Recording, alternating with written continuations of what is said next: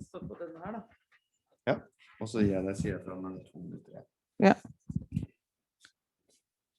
Okay. Hello, everybody. My name is Kristin. I'm in the same research project. You may have understood this by now. So the question that I raised, because there are a lot of data in this questionnaire, and we've collected data from active citizens in all 3 cities. And I've looked at specific data regarding community, how people feel about their community. So I am planning a book where I kind of raise the question, who has the power in city and local development, local community development today? And so what we kind of did in this research project is that we tried to find out how democracy is implemented in city development through planning and participatory systems. And we used both quantitative and qualitative methods. And yeah, we have a lot of material. And for this specific presentation, I have chosen to focus on the data we have about community orientation in local areas, and in what way community orientation matters for democracy and for ensuring a good development in local areas for all residents in the area. So how do I move this presentation to the next slide? There, okay. So I have organized this presentation as a presentation of my book project. So I first wanted to introduce you to the structure of the book. So I want to say something about the state of democracy in city and local community development today, meaning how do all relevant parties get heard? And my argument also is that residents and future residents in an area are relevant parties that should be heard, living environments that have a lot to say for what for people's health and well-being. And good health and well-being for people in the long run is also good economy, but there are short-term economic interests that tend not to prioritize factors that are good for living environments and well-being. So the conceptual idea for the book is to examine how the relational space, the material space, and the discourse about this same space influence outcomes. And I hope to be able to say something about how power plays out in those different rooms. And the book is, I'm thinking the book could be interesting for resident groups and employees working with participation. So all systems safeguard some interests over others. Systems are never neutral. And residents' interests are not strongly represented in the way participation is organized in city development today. Rather, capital interests and developer interests are safeguarded. And I think it was well expressed in this quote from a resident that says, I only ever see the knocking down of beautiful things, even if it's just a nice, spacious dirt car park next to a park, and replacing it with something awful, hideous, massive, less convenient, in the name of either profit or personal gain, via saying they made something environmentally friendly. So basically greenwashing or sustainability washing.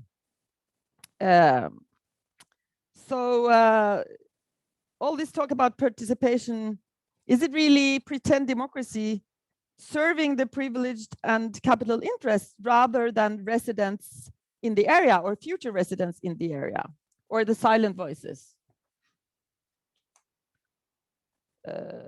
Yeah, so the book, the question that I want to ask in the book is, who has the power in city and local community development today? And the book is mainly based on findings from our research project. But I also plan to use other data and case examples also. So yeah, so this is kind of the introduction part of the book. I will give an account of the research question, our Demodig project, and the plan structure with the 3 rooms. and also to place myself in the literature, present prior research and my perspective based on that. So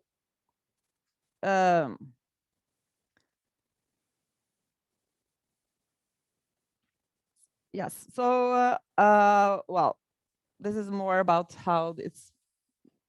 Maybe I'll just go to the first kind of room, because I want to build this book based on, because I think both the social and the material and the way we talk about areas contribute in the constitution of power, and how what kind of results we see in city development in the end.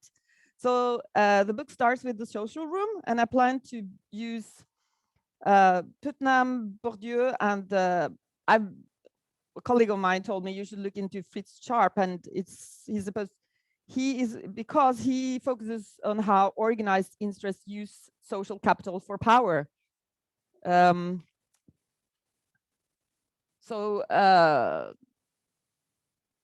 Yes. So why did we choose central districts in this research project? We chose to talk to people in central city districts because central districts are particularly interesting because they have a diverse and polarized population with different interests, and also there are strong business interests in the same areas, for example, tourism. And these interests are all clashing, making it more harder to engage in participatory democracy. So it's extra demanding. That's why we wanted this as a case. And still, in these areas, residents try to fight to safeguard a good living environment for themselves and for their children, because it's where they live. And their interests are also highly relevant in a democratic perspective. So I'm going to give some examples of how residents invest in their community to safeguard the community interests on the next slide. But I also want to mention a few factors that harm social capital, which is kind of the equivalent of community interest. Like social capital is building up the capacity to work for community interests. So I have in the material, there are quotes from residents that despair about how politicians allow smaller and smaller housing units, which decimate the community in the area, and how the municipality also asks for unreasonably high fees from NGOs and local initiatives, such as local businesses and social entrepreneurs that are trying to make a difference and build community. But now I'm going to give some examples of the building of social capital in practice from the area of Tøyen in Oslo. So what our research shows is that the school and after school activities are very important for people to meet across social and economic backgrounds. We were talking about these polarized areas where you have people with high education and you have also newly arrived immigrants, for example, and how do they get to meet so they can actually work to build community in spite of the fact that they have very different interests, and they are very different also. Yeah. Oh shit. Okay. So yes. So also enthusiasm wanting to build community on behalf of all has been important, as well as initiatives started by social entrepreneurs in the area to fix local problems. For youth, for example. Yeah, so I'm going to skip this. So who has the power in the social room? I have some hypotheses. Who has the power in the material room? I also have some hypotheses there and some data on that. And who has the power in the discourse room? That's the third chapter. So to conclude, who has the power in city development today and how? There are evidence that developers have a lot of power today because of the way they set the agenda with their plans, and then you have contracts that actually control the process going forward. And they also lobby politicians, and they have a lot of economic resources. So they tend to set the agenda and have a lot of power, which our questionnaire also shows, and particularly that is particularly the case in Oslo, actually. And other than that, if you organize residents with high competence, a lot of time and resources can also have, they can have influence. But you know, if you're going to be effective, you need to use a lot of time. What our questionnaire shows is that you actually need to work on this every day, at least once a month.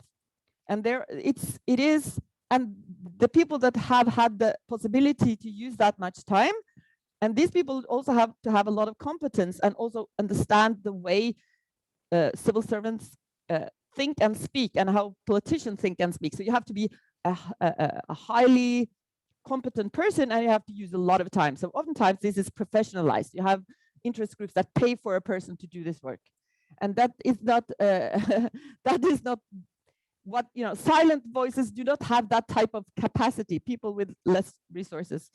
Yeah, so this is kind of the same as Jose was mentioning, that these people that are engaged tend to be engaged on behalf of their community. That's what kind of motivates them. Finally, I just have one quote just to illustrate what participation in city development feels like.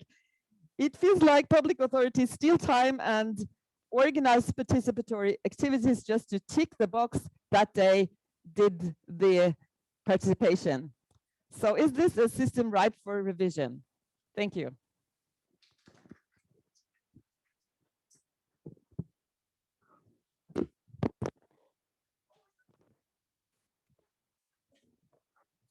Thank you so much, Christine. Sorry, I think we were able to follow your presentation quite well anyway. So actually, we have you sent something written for us, and we have